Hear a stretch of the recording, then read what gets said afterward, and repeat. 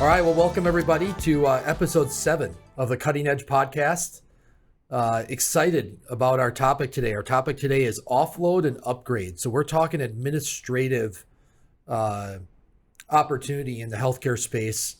And great to have two guests with me today. Unfortunately, no co-host, Tyler Talman. He decided to fly the coop and go play golf in Oklahoma this weekend. So we'll have to give him a hard time when he comes back. But to my right is Kelly Payette, the CEO of Complete Operations Management Solutions, also known as COMS.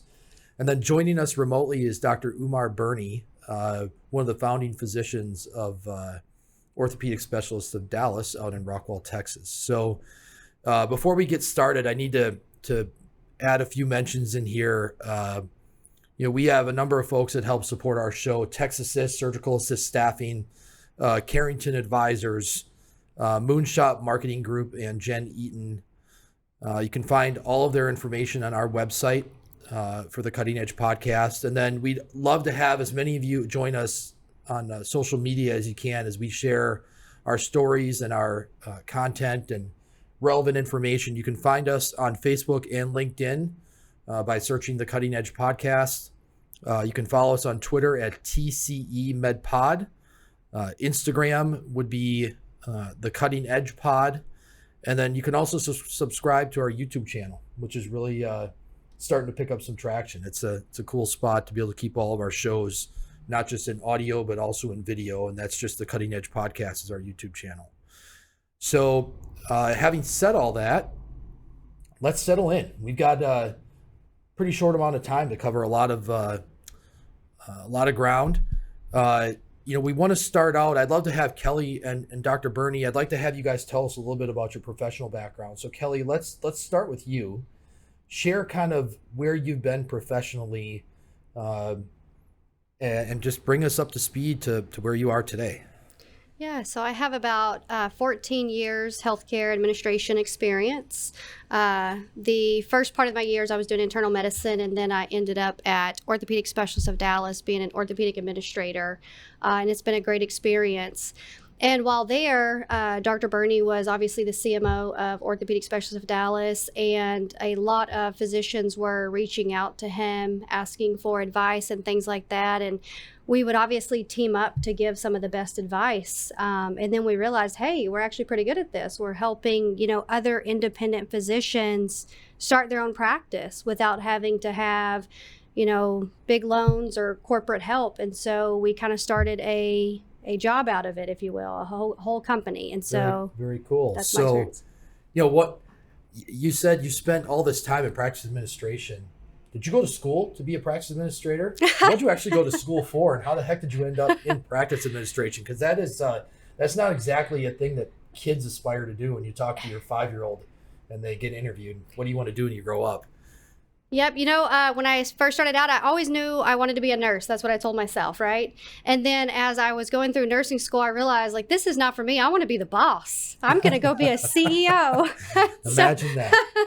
So as I was doing my degree, I had the opportunity to shadow a hospital CEO, and I enjoyed it. And so I thought that was always the path I was going to go down. But then, like I said, Orthopaedic Specialists of Dallas kind of won me over, and I've been there really ever since until I started this company. And so that's kind of how I got started. But no, I never thought that I'd end up inside of a practice.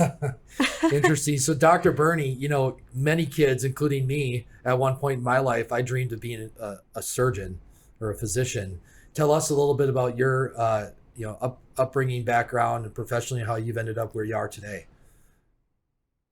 Yeah, so I was probably the exact opposite of many of those kids. I mean, I truly had no idea what I was going to do. All I knew how to do was play soccer growing up, and I spent probably the majority of my waking hours playing soccer.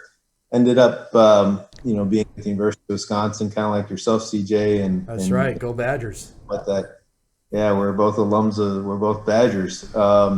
And so what that lifestyle is like when you're playing,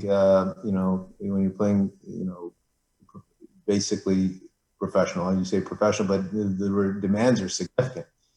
At some point during my college career, I realized that I probably wasn't good enough to make a career out of it. And then, injuries start stacking up and things of that nature. And, at some point I decided, well, let me see what I can do about going to med school.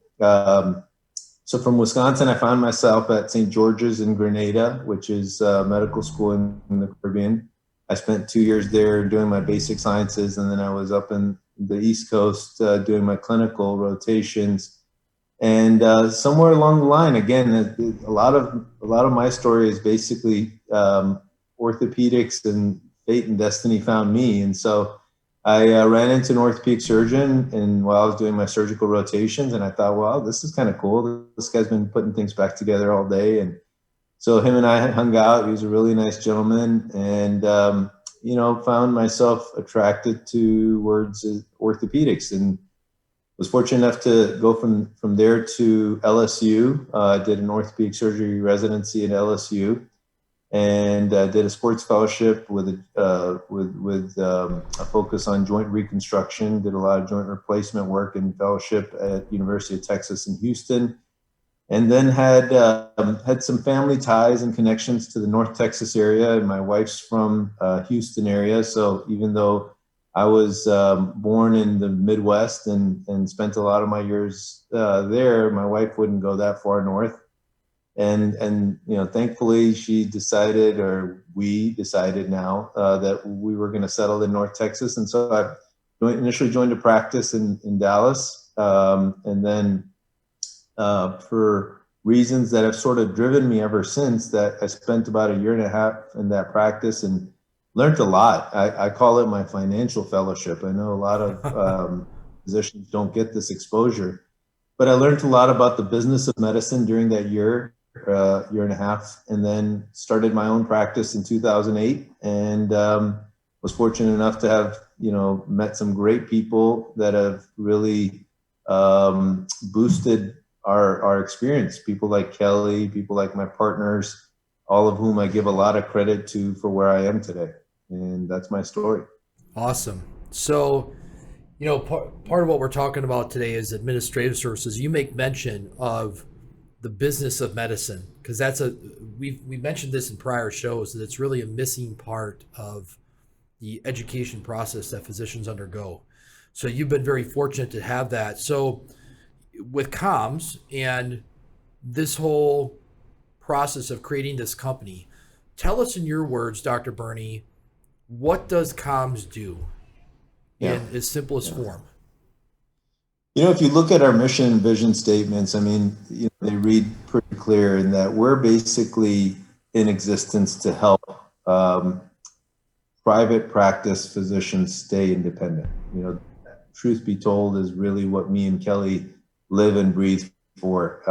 That's not a knock against the corporate entities. They have a space in healthcare, and obviously will be there for a long time. What we truly aspire to do, CJ, is to try to find efficiencies in healthcare based on our experiences, such that people like yourself and ourselves that are in the private practice world or in the independent practice world can stay solvent.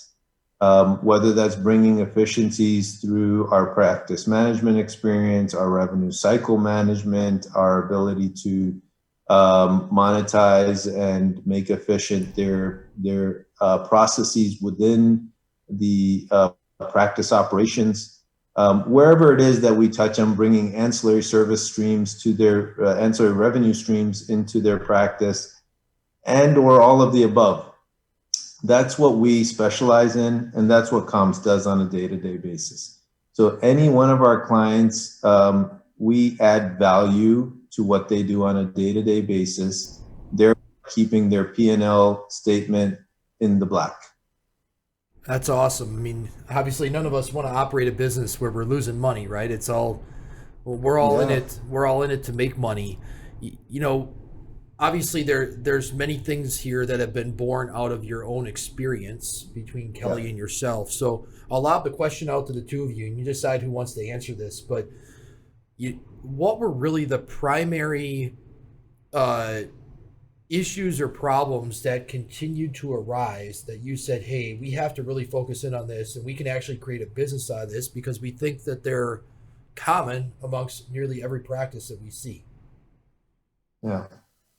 I'll take a stab at that. So, one thing, let's just start where it all starts. As you mentioned, and I told you a little bit about this, look, none of us physicians have ever had any formal business training. Now, I think in some programs I've heard across the nation, medical school programs, and even in some residency programs, they're giving them some exposure to what they're going to experience when they leave the training programs. But by and large, at least my generation, I mean, I never saw an Excel spreadsheet, and I was in medical school and residency and fellowship for 10 years. And so it all starts the wrong way, CJ. It all starts without having any knowledge. And then you come out and you come, as you know, into this world where there's some large healthcare corporations that are in operation. So, if you look at the statistics, a lot of the younger physicians and surgeons coming out, basically, they bow down to the corporate entities and they see no other method or means but to essentially become employed. Once they become employed, that's in our opinion where there's a significant loss of autonomy. And after that many years of training, and in our training as surgeons, at least I can speak for surgeons, you're taught to be the boss or the captain of the ship. Now, all of a sudden you come out after being trained for 10 years to be the captain of the ship to realizing that you're basically a nobody. I mean, frankly, you can't buy an office chair without asking 10 layers of bureaucracy for an employed physician. So it really is a source of stress and frustration and anxiety for a lot of these guys. And if you ask me, where does the problem lie? I would say exactly that dichotomy. You're training people to be very independent thinkers. You're training their minds to think fast and think critically and think, very succinctly. But then when you bring them out, you make them followers. You don't let them be leaders, and that's where the problem lies.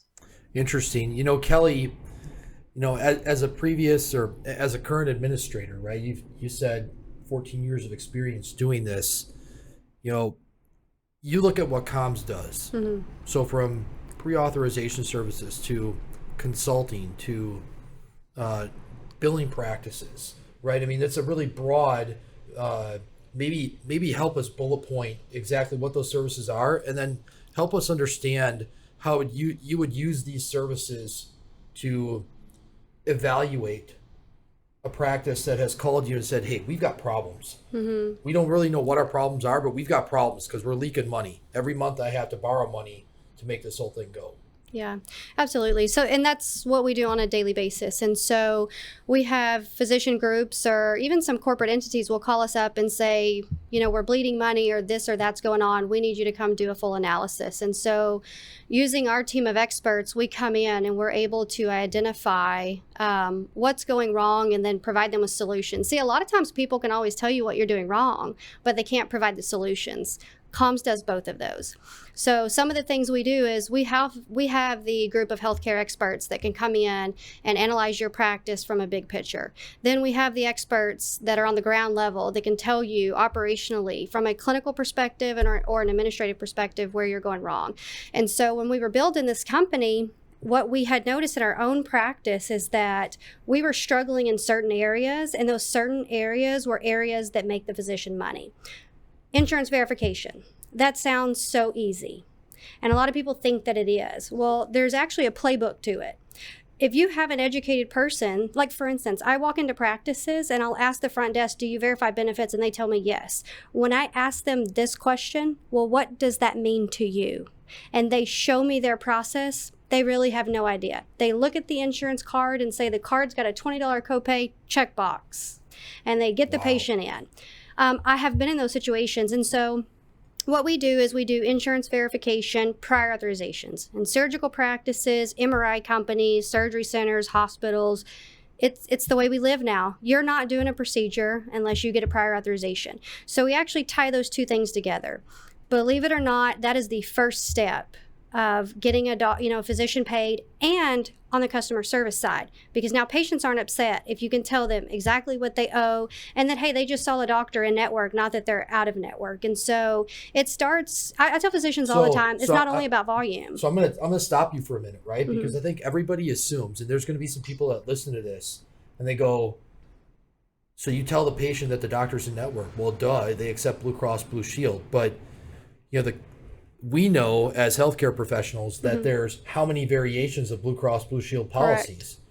Correct. And how many times or how often do you see that the physician's not necessarily contract with every policy, and you pick that off in that process, and it's a fly or die moment on whether the physician gets paid, right? Absolutely. I mean, how common is it? I guess let's back up for a moment and look at OSD, look at your practice, right? When you really started digging into this for OSD, how common was it that you would have patients come in, present with Blue Cross, the office says, yes, you're in network, but then you dig a little bit deeper and you go, well, we're actually not in network with that plan? Very often. So actually what stirred up the biggest debacle, if you will, is when, I hate to call a health plan out, but when Cigna Local Plus came out, patients were checking in with a Cigna card. And we were going to what we call Avelity to check eligibility and general benefits, but Avelity, guys, does not tell you if you're out of network or not with that specific plan. And so we would check patients in. Well, it wasn't until we were evaluating the AR side of things that, hey, what's going on? We're in network with Cigna. Why is this kicking that we're out of network? Well, lo and behold, it's because it was a Local Plus plan that had just come out. Patient didn't know it was a Local Plus plan. We didn't know because we weren't doing the proper insurance verification. So by that time, you've already seen, too many patients, not getting covered. And so it's a loss of money. So we were like, hey, we should perfect this process. So again, it's kind of always perfecting the process, staying ahead of the game, not behind the game. And again, I just had a conversation with a physician. It's not only about volume. You can see 500 patients in a day, I don't care, but you're not going to get paid for those 500 patients if you're not making sure that you're covered. So for instance, this specific physician didn't even have a Medicare contract when he thought he did. Oh my gosh. So they had saw 120 Medicare patients in, a month's time that they weren't contracted with. Had they have had the proper insurance verification, the proper authorization team, then they would be that much more profitable instead of in debt, right? And so those are some of the services. And obviously we do offer full RCM services. Healthcare consulting. So I have a question for you, Dr. Barney, right? Because I hear this I hear that you as physicians are trained to treat patients, to help people feel better, right? What percentage of physicians do you estimate actually have a good handle on this stuff versus they're completely in the dark? They have no idea. If their practice admin walked out one day and they had to figure it out, they had to try to start bailing themselves out, would they even know where to start? I mean, help me understand what you think that's like. I would tell you, CJ, that's probably less than 50% of the practicing physicians, and Kelly can probably speak to this as well, as she's been across the metroplex in the country now evaluating. Absolutely. And if the 50% that do know what's going on have usually learned their lessons the hard way. Like Kelly said, they've been seeing patients, and usually once the AR starts climbing into the seven figures, somebody's going to come and scratch their head and say, well, what the heck is going on? And, you're going to learn some hard lessons afterwards. And so, yeah, I mean, we are complete novices, complete illiterates when it comes to a lot of these mechanics. And as Kelly just alluded to, CJ, they're constantly changing the playing field. You think you've hit the goal line, and the goal line just moved another 10 yards. It's incredible. And that's exactly the ploys, the games that unfortunately our healthcare industry has become. It is a source of massive confusion for the doctors. It's a source of massive confusion and frustration for the consumer, for the patients. I tell people, I give this example to people all the time. We try to be, make sense to the layperson. There is no other profession or service in our country today where you can walk in to be provided the service, throw a piece of plastic card at the provider of the service and say, hey, go collect the money I owe you from this third party. You walked into McDonald's, gave them a card and said, hey man, it's your job to collect the cost of this burger from, X, Y, and Z. And I don't really care. I'm about to get the best service I can possibly get. It's your job on the back end, on your dime, to go collect that money. I mean, imagine how stupid that sounds. That's crazy. That's crazy. I mean, right? So one of the questions that I think about is there a situation where a physician's practice is too far gone, where they're not salvageable, where there's a possibility that you may look at things and go, man, you just might be better off folding up shop and joining in with somebody else. I will say this, and I'm sure Kelly has her own opinion on this. I think the wonderful thing about medicine is that, if you go into it with the right intentions, the margins are such, and you see this, right? You see, private equity wanting to get involved, venture capital wanting to get involved, because the margins are such that if you can tweak a few things, you can bring them back into the black fairly reliably. But yes, I mean, me and Kelly have both seen practices that are upside down. And you feel horrible for these guys, and it usually isn't, they're not that far from being in the black. But because they've just, they've got these horrible habits or systems are bad, they've found themselves losing money. And the problem is you don't realize you're losing money. You think you're doing well. Hey, like Kelly said, I'm seeing 40 patients a day. I must be doing great. That's the measure of success for the average physician. My office is full. My waiting room is full. I must be doing awesome. Right. I mean, how often do you find, as you're consulting with these practices or these physicians, that there's just an overall breakdown in communication between the administrator and the physician, or that there's no communication or it's really poor? I mean, is that part of the problem here as much as the process itself? You want to take that, or do you want me to? No, go for it. Go for it. Yeah, I mean, I probably wouldn't say that. I think it's, in my experience, I think it's putting people in roles that are not qualified for them. And that sometimes will cause the downfall if the physician leaders aren't as knowledgeable as like somebody like Dr. Barney, right? Where he's lived it. He's seen it, he's been through it, so he knows it. He's not going to make the mistake again. And so for the physicians that are coming straight out of school, a lot of them, as you know, they have high debt and they don't just have a ton of money to start a practice up. So they're training front desks to kind of take on that lead role, when in reality, if that person doesn't have a good mentor or a good support system, I say it every day. I am as knowledgeable as I am today because of the great mentors that I have had. So I'll shout out to Rick. Him and I have done a podcast before. Yes, it took my own education, but it took, great administrators in orthopedics. And so a lot of times physicians don't have that. And so they have a front desk person that's, an MA2 and trying to run the practice. And if you don't have the knowledge to run a physician practice, then it will ultimately, not be as successful as it should be. So while a physician's seeing 40 patients, he's getting paid on 5 of those, and he's wondering why he's working himself to death. And so we come in, we provide solutions, we measure our success based off where we are today compared to where we're going to be in either a month or 3 months or 6 months, and we're able to track that. And so what I'm hearing is that there's a certain menu of services, things that you can do technically to help them, and then there's reporting and metrics to say how effective are we, and then there's a rhythm to how often you look at those things. So if you're in the title of the podcast here is Offload and Upgrade.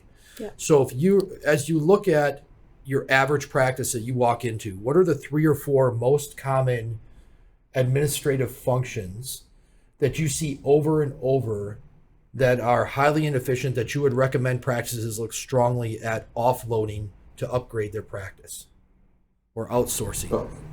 Go for it, Kelly. Well, let's take today's current economy.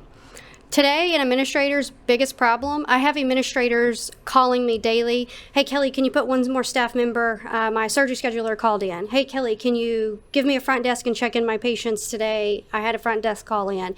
In today's world, with what's going on, it's been a great opportunity for our company. Our company provides basically a turnkey staffing solution where you may have hired me to just do your insurance verification. Let's give this example.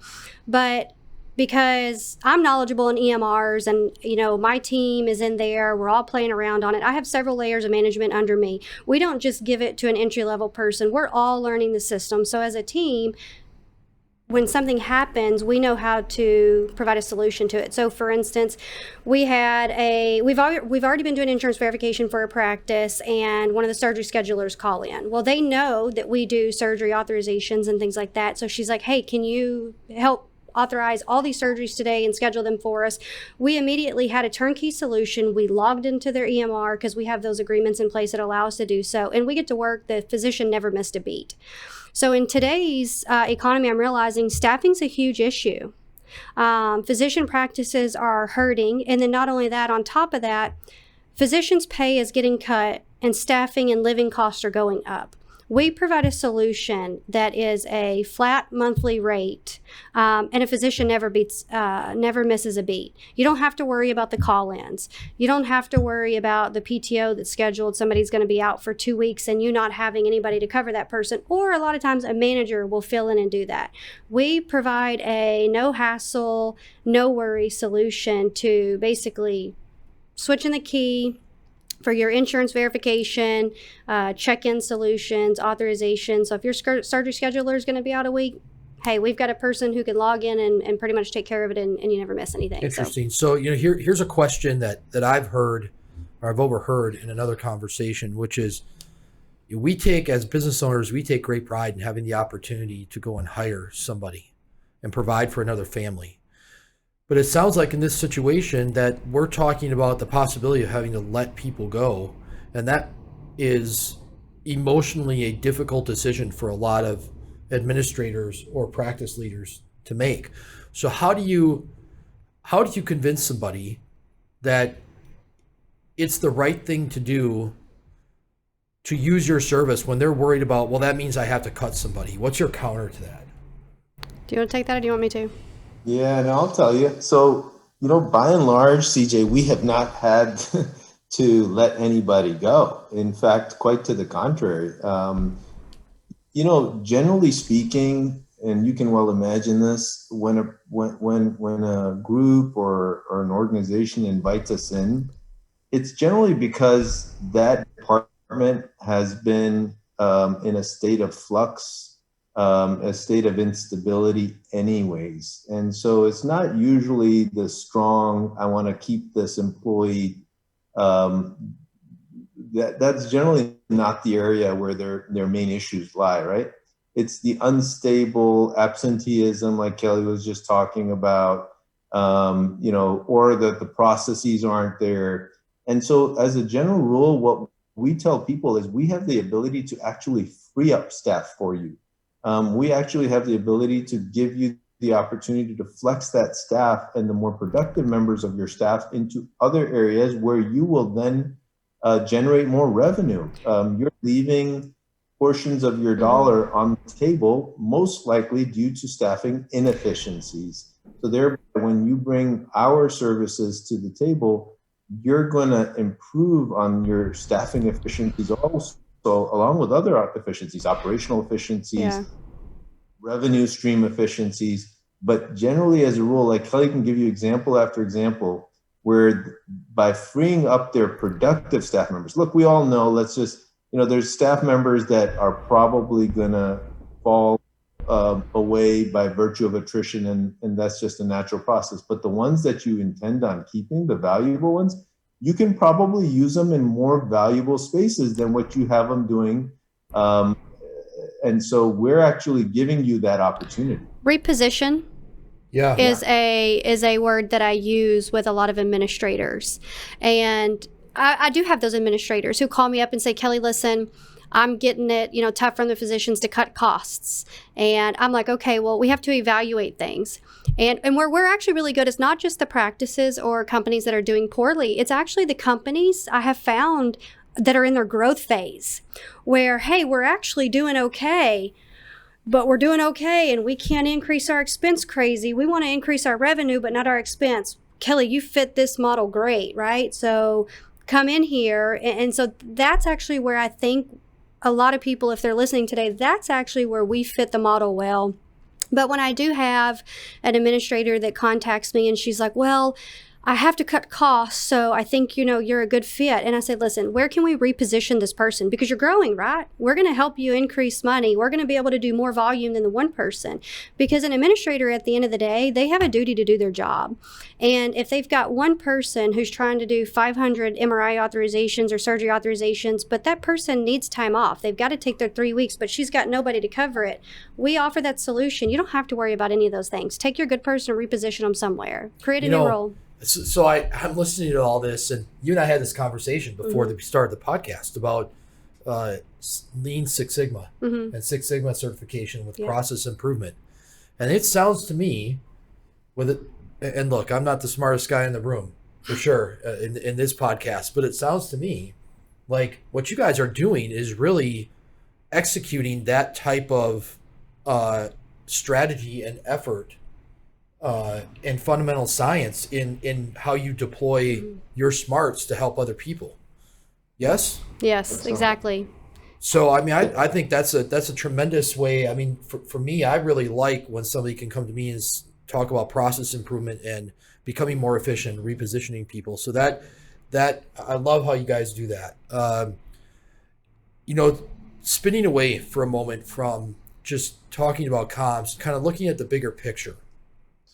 Dr. Barney, I'm very curious, our marketplace here in DFW has really changed a lot over the past 15 to 18 months. When we look at pre-COVID, all the way through COVID to now we're coming out of that, and things aren't the same as pre-COVID. What do you think has been the most dramatic change that you have seen? What's been the greatest benefit to you? And where do you think this is all headed for private practice physicians in the next 5 years? Yeah, I think what COVID has been able to do, CJ, has been to accelerate the patterns in the market that we were already beginning to see, right? So some of the manifestations of COVID, we sort of saw them coming prior to COVID, but what COVID did is it magnified and amplified that. So for example, a lot of the independent smaller practices were really struggling even prior to COVID. But what COVID did is essentially buried them, because now all of a sudden they were, like Kelly said, have had staffing issues, or, those doctors had to take some time off, their practices had to close down, and, rent maybe not something that would have gone away. So they were teetering on the edge, right? And they were riding that fence of being financially solvent. And those are the ones that are now, unfortunately, becoming prey for either mergers or acquisitions, or just basically, unfortunately, have to shut down doors. I mean, myself, I know several physician groups, small groups, that have had to shut down. If the physician's at an age where he was contemplating retirement, he or she was contemplating retirement, well, guess what? COVID basically convinced them. So I think those market patterns just got amplified. I think the pattern, as a general rule, in the Dallas market was we have seen a flurry of mergers and acquisitions happening, right? So as you know, many of the larger orthopedic groups have merged into one large group now. And there's various, pros and cons to what is going on with that. Similarly, we've seen a lot of the primary care bases have been acquired by the larger healthcare corporations that have rapidly started to gobble up some of the smaller entities in this market, whether it's private practices, physician practices, or even ancillary service streams, physical therapy. Many of the physical therapy centers have been taken over, imaging centers have been taken over. So there's been a consolidation going on in the Dallas market for quite a while. And I think COVID has just put the pedal to the metal on that. Do you think there's been a lot of movement with private equity in healthcare in general? Do you think that pressure, that inward pressure from private equity is going to continue? Do you think Dallas is eventually going to play along with most other markets? Because it seems like Dallas has resisted in most cases from private equity moving into the physician practice space. What are your thoughts there? Yeah, I mean, I think you're going to continue to see that, CJ. The reason why you're seeing such a large-scale infiltration of the healthcare space with private equity and private equity money is because if you look at healthcare as an industry across the nation, and obviously in Dallas also, is that healthcare as an industry has really been resilient to the impact of COVID, right? I mean, if you look at the travel industry or the hospitality industry or even the food and beverage, all of these industries have really been impacted significantly by COVID. But by and large, healthcare has done well. So even if you look at the real estate industry, right? I mean, the last big sort of recession we had in 2007, 2008 was driven by the real estate market and the banking industry. And again, those guys have taken a hit through COVID just because of, banks were closed, people weren't necessarily shopping, and so the commercial activity had decreased. But how did healthcare do? Healthcare did well through COVID, and healthcare real estate did well through COVID. So the reason why you see all this private equity money flowing in is because we have been, as an industry, healthcare has done well. So I have no doubt in my mind that you're going to continue to see it because it's a secure place for people to park their capital. And Gotcha. That's why you're seeing this happen. So one of the things that I think about, and the question that arises is, private equity has targeted different areas of healthcare, and we see different technologies target different areas of healthcare, right? But generally it doesn't just zero in on one specialty. So I think about your business. We've talked a lot about practices and administration, but what other areas of healthcare are you guys finding success in where you're seeing clients come to you or self-identify as, hey, we could use your expertise?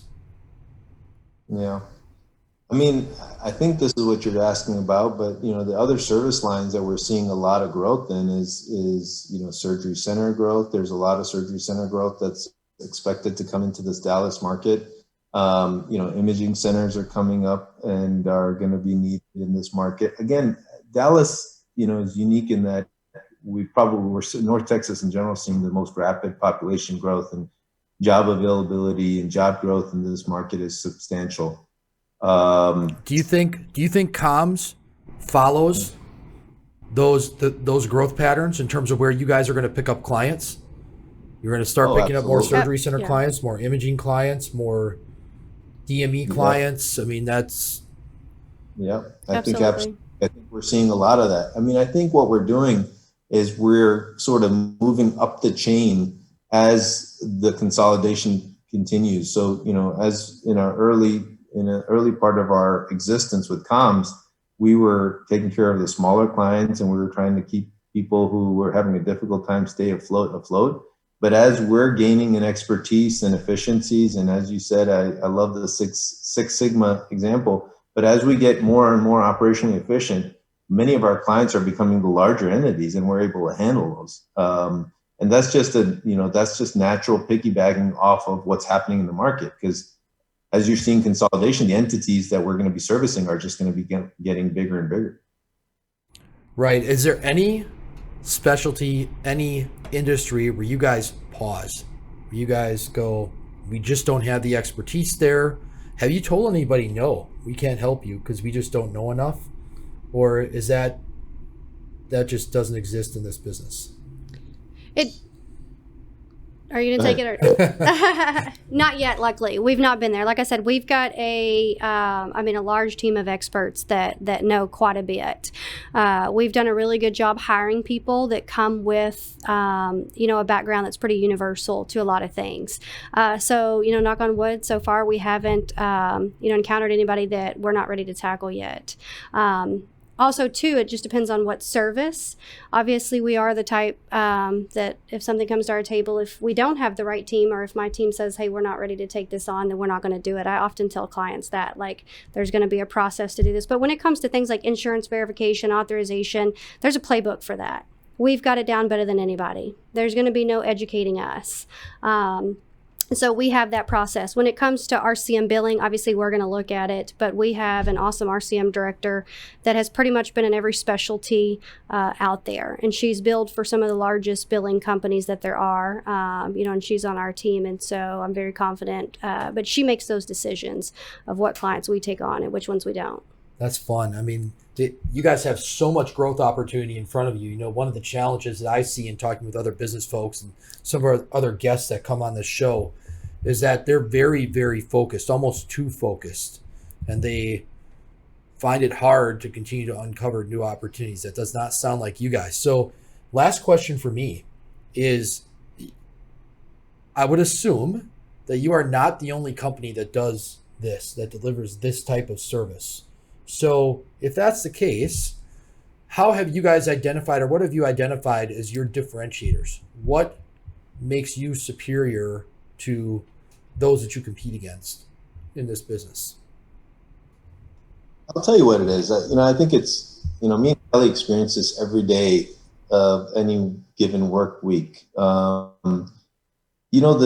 I think makes us unique is this combination of both clinical and administrative experience and perspective, right? So, I've lived through a lot of it. So just this week, I had an orthopedic surgeon reach out to me and say, how would you set this clinic up? Like, what does the flow of your clinic look like? And what kind of patients do you see? And what kind of providers will see this patient? Is it a mid-level? Is it not a mid-level? So, you talk about operational efficiencies from a clinical perspective. And then you've got, our team of administrators who have been in there, continue to sit in administrative roles and practices. So I think what is unique about our organization is we, as you can see, I'm still wearing a white coat. I'm practicing physician, and Kelly's still an administrator. And so we're actually there. We're in the trenches. We aren't some philosophical, book of knowledge that is only practical in theory. We are actually doing it. We're actively doing it for ourselves. And so therefore, when we come to the table to advise people or to make things improve, it's 99 out of 100 times we have lived it ourselves. We are actually practicing it ourselves. And we're telling you to do this because we have tested it and it works. And it's both from a clinical and an administrative perspective. It's not just one or the other. Yeah, he hit that right. No doubt. I mean, if I'm making a decision, I certainly want somebody who's in the trenches next to me that's kind of taken the bullet in front of me, so to speak, and made sure that the bulletproof vest actually works. I tell people that. I've had physicians ask me that very, question before they realize that he's in the picture and a part of this team. They'll be like, well, why should I trust you? Who are you? Yeah. Well, I'm a person who does it daily. That's why you should trust me. Because it is true. I've had those consultants who have given me bad advice because they actually never ran the life of an administrator or whatnot. I would say the second thing that how we're different is we act on more of a personal staffing solution as well. And when I say that is, we're not a company that tries to take all of your data outside of your system. I literally will go to physicians and be like, it's your EMR, it's your clearinghouse, it's your everything. You have full control. So if you don't like the service that we give you, it's all yours, it's all theirs. I don't want it. A lot of billing companies, they want their own, they want to use their system, where a physician can't even log in and have full transparency. It's like, you're only going to get a report if they're going to give you a report. I literally talk to physicians daily. Kelly, I can't even log in to see my own billing. I have no idea what's going on. I get a report once a month and nobody can explain it to me. I make it a point to train the physicians how to go and pull their own reports. So should they ever not want to trust something that I have to say, I want them to have the autonomy to know how to do what I'm doing, because that's what builds trust. And so that's where we're different. I'm never going to pull your stuff into my system. It's going to be on your system, and we're going to be working for you in your system. And so I think awesome. that changes things. I think it's pretty interesting. When physicians interact with each other, there's a common respect that's given. because you guys have gone through all this training, you've got your letters, your MD, and you've earned your stripes. But my experience has been that when it comes to administrators can get very standoffish or can feel threatened very easily. So Kelly, how do you overcome something like that? How much is your antenna up to be able to feel that out right away and make sure that you don't set that off and shut down the ability to have a good working relationship? Well, it's communications and expectations up front. So far, in most instances, it's people reaching out for myself, hey, we want you to come help. But yes, we have been in those situations where administrators feel threatened because a physician has asked us to come in. I make it a point to go to the administrator and become that person's friend to say, hey, listen, I'm here to give you all the tools to be successful. And that's important for me. Personally, to help these other people. And so I always try to tell, administrators, hey, if there's anything, if I ever cross a boundary when I'm doing my consulting, let me know. But it comes down to communication and expectations. And I really like to set those up front. And because I have done this and I have experienced those things, I can have those conversations with, the board members, whether that be physicians and administrators together, to let them know, hey, we have to let staff know while we're here what we're doing and the strategy moving forward so that everybody's on the same plate. Super important to me. So final words. So Dr. Barney, I'm going to ask for you, if you're speaking to your physician community out there, your peers, what's the last thought you want to leave with them today after they've listened to this podcast? Honestly, I'll tell you, I'm an average Joe kid from a small town in the Midwest. I've been blessed with many degrees of success. And truth be told, if I can do it, anybody can do it. And I just want to provide you the tools to be able to have a successful, rewarding, fulfilling career. At the end of the day, we all went into medicine to take care of people. And the complexities of our current healthcare environment and the business of medicine bogs us down, makes it painful for us to do what we do, and certainly financially can sometimes become a challenge. All I'm going to leave people with, and all I want to tell my peers is, look, it makes me happy to make you successful. I've done it. I'm thankfully very blessed. And in many ways, as I said at the beginning of this podcast, I've been surrounded by some great people. And the whole impetus behind starting this organization was, let us share those best practices. If you're successful in your own sphere, your own niche, there's nothing else that makes myself, and I'm sure Kelly, happier, for a physician to be able to deliver good healthcare, meanwhile, doing it in a successful and financially solvent fashion. Awesome. So Kelly, final words. If you have administrators or business owners in the healthcare space that have listened to this, what are your parting words of wisdom for them that you would leave them with?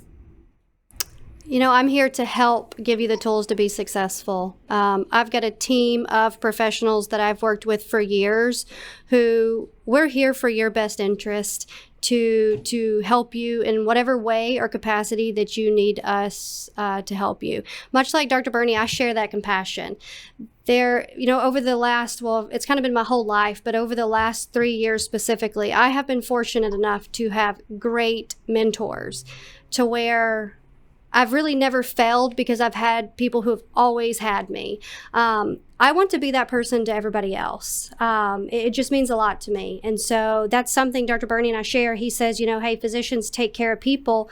In reality, that's what Dr. Barney is still trying to do. When we started this company, he's like, I want to not only help patients, orthopedic patients, but I want to help now patients as in other doctors not fail. And so we share that. And so that's exciting. Awesome. Well, hey, this has been so educational for me. I'm sure our audience is going to give some great feedback on lessons learned. How can they find comms? They can go to our website at www.completemanagement, and that's abbreviated MGMT solutions.net. And then my email would be kelly@completemanagementsolutions.net. But that's our website. You can find me on LinkedIn. We have a comms Facebook page. So that's how they can contact us.